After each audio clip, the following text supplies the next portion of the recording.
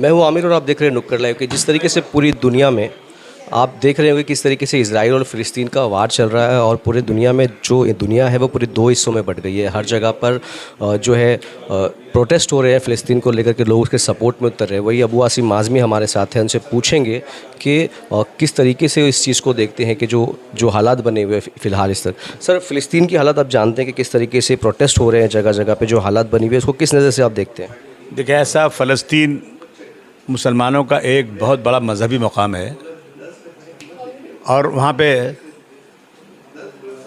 जो मस्जिद है, मस्जिद अक्सा, वो मस्जिद है जिसमें हुजूर सल्लल्लाहु अलैहि वसल्लम ने नमाज़ पढ़ाई थी। क़िबला अव्वल हमारा था। बहुत सारे अंबिया कराम, मैं नाम कितनी गिनाऊँ आपको, सबके वहाँ से वो मस्कन थी, रहने की जगह थी उनकी। आदम अलैहिस्सलाम ने उस मस्जिद को शुरू किया था और कुरान शरीफ के सूरह बनी इसराइल में लिखा हुआ है कि 3 मस्जिदों की ज़ियारत करना, जिसमें एक मस्जिद अक्सा भी है। मुसलमानों का उससे बहुत बड़ा नाता है, इस्लाम से रिश्ता जुड़ा हुआ है और वहाँ मुसलमान मारा जा रहा है। और आप देखिए कि हिटलर ने 60 लाख यहूदियों को गैस चैम्बर में डाल के जला दिया था। इनके पास जगह नहीं थी कहीं रहने की, दर बदर फिर रहे थे ये लोग, यूरोप से भाग रहे थे। फ़लस्तीनियों ने अपनी ज़मीन पर इनको सर छुपाने की जगह दिया। 1948 के पहले कहीं है ही नहीं, इसराइल नाम की कोई जगह ही नहीं है। सर, अभी अगर आप देखेंगे तो दुनिया जो है वो 2 हिस्सों में बट गई है। इलेक्शन, अभी जो इलेक्शन हुआ था इसके अंदर करीब 120 देश जो है वो फ़िलिस्तीन के सपोर्ट में खड़े हैं। और जो है इंडिया का क्या स्टैंड रहा है इसके ऊपर, आपका क्या स्टैंड रहेगा? देखिए, ऐसा है ना कि मेरा नहीं बल्कि तमाम जितने मुस्लिम ममालिक हैं, जितने मुसलमान हैं, उन सब का फ़र्ज़ हो जाता। फ़र्ज़ मतलब उनके लिए ज़रूरी, और जितने इंसाफ पसंद लोग हैं, बेईमान नहीं हैं, मुसलमानों से नफ़रत नहीं करते, जो इंसाफ बात है, उन सब का ये फ़र्ज़ हो जाता है कि फ़लस्तीन से इसराइल को आज़ाद कराएं, फ़लस्तीन को आज़ाद कराएं इसराइल से।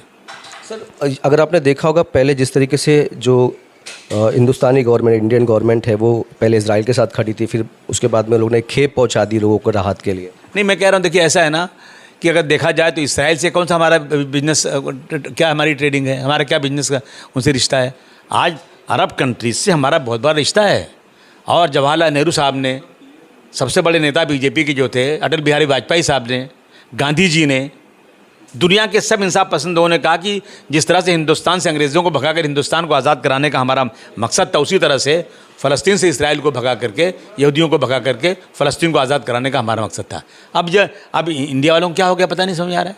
मैं पूछूं हमारे इंडिया के तमाम हुक्मरानों से जो यहाँ पर जो है इसराइल के सपोर्ट कर रहे हैं, उनसे पूछूं कि अमेरिका है, यूरोप है, ऑस्ट्रेलिया है, दुनिया में बहुत सारे मुल्क जो इसराइल को सपोर्ट कर रहे हैं, वहाँ की आवाम 10-10 लाख आवाम सड़क जाम कर रही है कि ये नाइंसाफ़ी हो रही है। इसराइल के ख़िलाफ़ फ़लस्तीन के फेवर में वो लोग सपोर्ट कर रहे हैं, उन पर मुकदमा नहीं हो रहा है। भारतवर्ष में अगर किसी ने सही बोल दिया तो मुकदमा हो रहा है। लगता है कि अनडिक्लेयर इमरजेंसी हिंदुस्तान में लग चुकी है। ये नाइंसाफ़ी है। अगर चाहे हिंदुस्तान के बाहर पाकिस्तान में, बांग्लादेश में और किसी मुल्क में हिंदुओं के साथ या मंदिरों के साथ कभी कुछ होता है तो सरकार और हम सब यहाँ के लोग जो उनके ख़िलाफ़ बात करते हैं। लेकिन आज क्या हो रहा है, अगर हम अपनी मस्जिद की बात कर रहे हैं तो हमारे पर मुकदमा होगा। ये नाइंसाफ़ी है। एक तरफ से सरकार जो है, एक तरफ जो है खेप पहुंचाती है, मदद पहुंचाती है फ़िलिस्तीन के लोगों के लिए, और दूसरी तरफ जिस तरीके से आज प्रोटेस्ट हुआ था, अंटॉफिल में कुछ लोगों को डिटेन किया गया, 250 लोगों के ऊपर मुमरा में FIR दर्ज करी। सरकार एक तरीके से मदद पहुंचा रही है और लोग जो समर्थन में उतर रहे हैं फ़िलिस्तीन के, उसके ऊपर FIR दर्ज हो जा रही है। सर, कैसे देखते हैं उसको? ये दो तरफा समझ नहीं आता। नहीं, मुँह में राम बगल में छुरी हो किस्सा होता है ना, बिल्कुल गलत चीज़ें हैं ये। देखिए, अब अगरचे ये कहा जा रहा है कि वहाँ पर पहले हमास ने बमबारी की, हमास ने शुरुआत किया और हमास को आतंकवादी कहा जा रहा है और इसराइल को एक युद्ध करने वाला कहा जा रहा है। ये क्या है?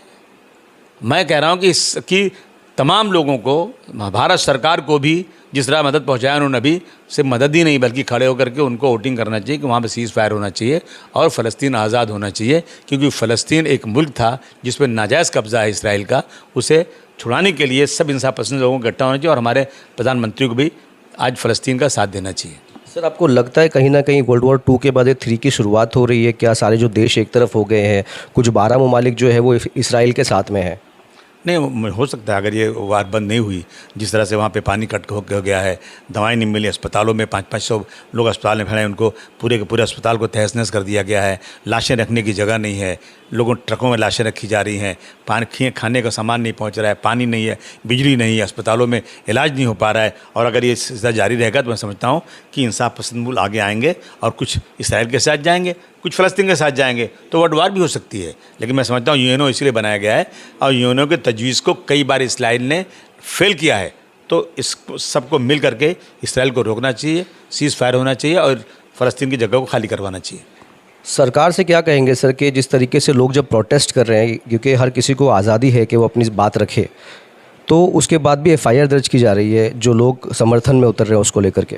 मैं सरकार से कहता हूँ कि भारतवर्ष की आज़ादी में बहुत बड़ी लड़ाई हुई थी, सबने मिलकर भारतवर्ष को आज़ाद कराया, बहुत सारे लोग शहीद किए गए, बहुत सारे लोग फांसी के फंदे पर चढ़ाए गए, लेकिन सारे मुल्क मिल करके भारतवर्ष की आज़ादी की लड़ाई लड़ी।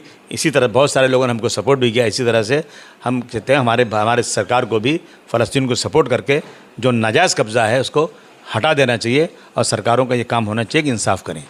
सर, गोवंडी जो इलाका है जहाँ से आप एमएलए रह चुके पिछले 15 साल से, लोग आपको बहुत चाहते हैं, 15 साल से कंटिन्यू आपको चुन करके दे रहे हैं, हर जगह पे प्रोटेस्ट हो रहे हैं, लेकिन गोवंडी में या इस क्षेत्र में अब तक किसी तरीके का कोई प्रोटेस्ट देखने को नहीं मिला सर। मैंने किया ना, गोंडी का एमएलए मैं हूँ, मैंने प्रोटेस्ट बहुत बड़ा किया इस्लाम जिमखाना के अंदर, बहुत सारे लोग गोंडी को वहाँ आए थे और मैं नहीं चाहता हूँ कि कोई गरीब जनता जो है इस तरह से उनको जेल में भेज दिया जाए। हम सब आवाज़ उठा रहे हैं और सब दुआ भी कर रहे हैं और इंशाल्लाह ये प्रोटेस्ट तो आगे और बहुत बड़ा होने वाला है।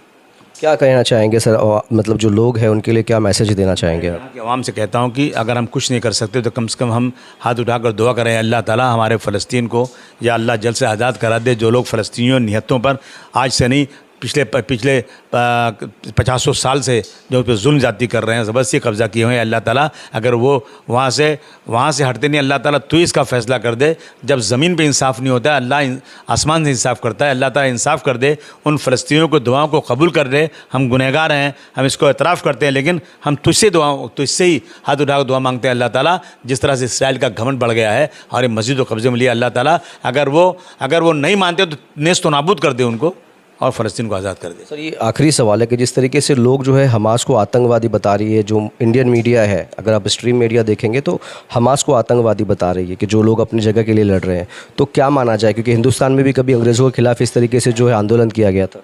जिस तरह से हिंदुस्तान से इंग्लैंड में गए थे हमारे बहादुर लड़ने के लिए और उनको फांसी की सज़ा हुई थी, तो वो आतंकवादी कहे जाते थे क्योंकि अंग्रेज़ों को मारा था उन्होंने और फांसी हुई थी वहाँ पर। और उसके बाद हम हिंदुस्तान में लोग उनको मुजाहिद आज़ादी कहते हैं। उनकी नज़र में आतंकवादी, हमारी नज़र में मुजाहिद आज़ादी।